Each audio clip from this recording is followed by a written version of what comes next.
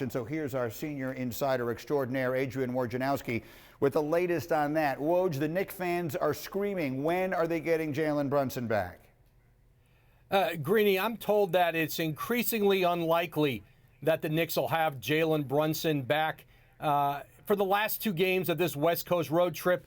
Tomorrow against the Lakers on ABC, then Tuesday in Portland. Then they're off for 3 days. They don't play again until they play Denver at the Garden on Saturday in New York. And that would give Jalen Brunson essentially a week since he went out at halftime of that loss in Sacramento. Now, he's not been ruled out yet formally by the Knicks.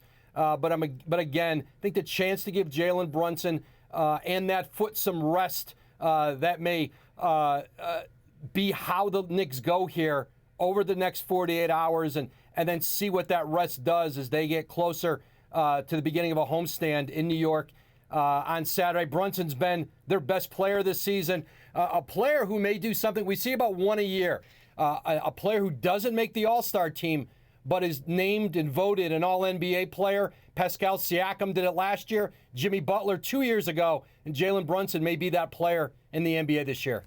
Got an excellent chance, no question about it. He was just such an incredibly valuable piece. Woj, thank you so much. And they've really missed him, particularly at clutch time. That's really the key. Brunson has scored 131 points in clutch time, which is when the game was within 5 in the final 5 minutes. That is the second most of any player in the NBA, trailing only De'Aaron Fox. So let's bring the guys back into the conversation here. And again, Stephen A. Smith, you were right there courtside for this one today. What was your number one takeaway? The Clippers looked very good. Knicks hung in there, but they've really missed Brunson.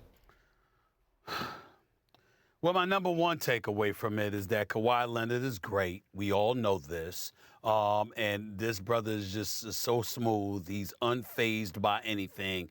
And when healthy, him and Paul George, who's also great, I mean, they just can make things happen, and the Clippers can't be ignored. But as a Knicks fan, as somebody that hugged Spike Lee before the game, and we contemplated praying before the game that the New York Knicks would end their then 2-game losing streak, what we were talking about was what I was looking for. What I was looking for was the New York Knicks to find somebody to put the ball in their hands other than Julius Randle. Now, Julius Randle's been struggling like 18 to 63 over the last 3 games, 7 to 31 for three-point range, but that's not my big deal because he's an all-star. He shows up to play every night. Nothing but love for the brother. But I just have a problem with how many times he tries to create contact, makes easier shots difficult, launching threes after dribbling the ball between his legs. And listen, you need the ball in a playmaker's hands, okay? Jalen Brunson's not out there. Emmanuel quickly can play, fellas. He had 26 today. He can shoot perimeter shots. He can get into the teeth of a defense. He can distribute the basketball. Stop putting the ball in Julius Randle's hands when things get tight. I mean, is that too much to ask Wilbon and Jalen Brunson? Am I being too excessive? I mean, my God. Well, you know who the coach is. Somebody else, Tibbs? Thibodeau. Stephen A., you know who the coach of the Knicks is? Yes, I do. He can't. Because he was a coach of my team modified before he was a coach of your team, and you know offensive creativity is not at the top. As good a coach as Tom Thibodeau is, you're asking for. Listen, I got a 14-year-old guard in my house. Thank you, Jalen, for helping him out as often as you do. And he's screaming at me when he watches the Knicks. He's saying, "Dad, quickly, why don't they run the offense too quickly?" I'm like, "Oh my God, he's 14. Shut up." And then I got to hear you saying it. Matthew. But here's the deal, Stephen A., you're right. You're right, but they don't do that. And listen. The Clippers had the 2 best players on the court, and you know that. So quickly as the primary playmaker, it would have looked better. It would have changed things cosmetically. They were not going to beat the Clippers today with you on the hardwood.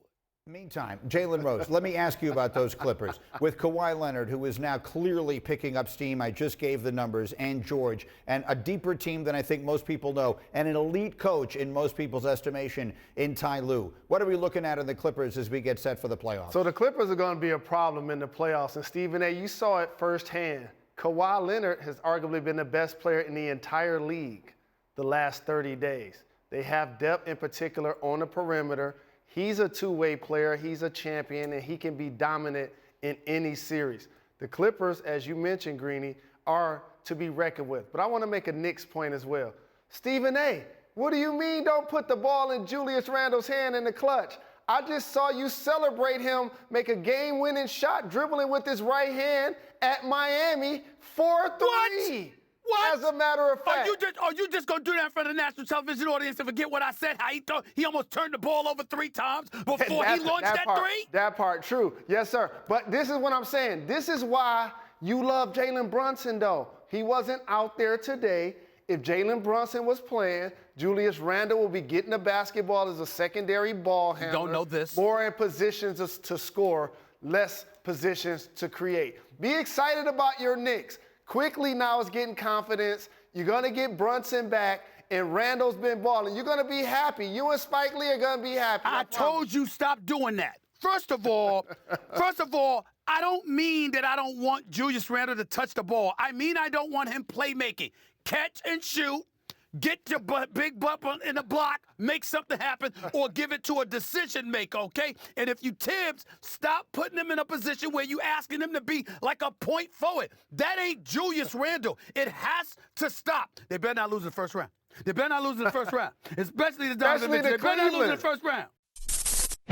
Thanks for watching ESPN on YouTube. For live streaming, sports, and premium content, subscribe to ESPN+.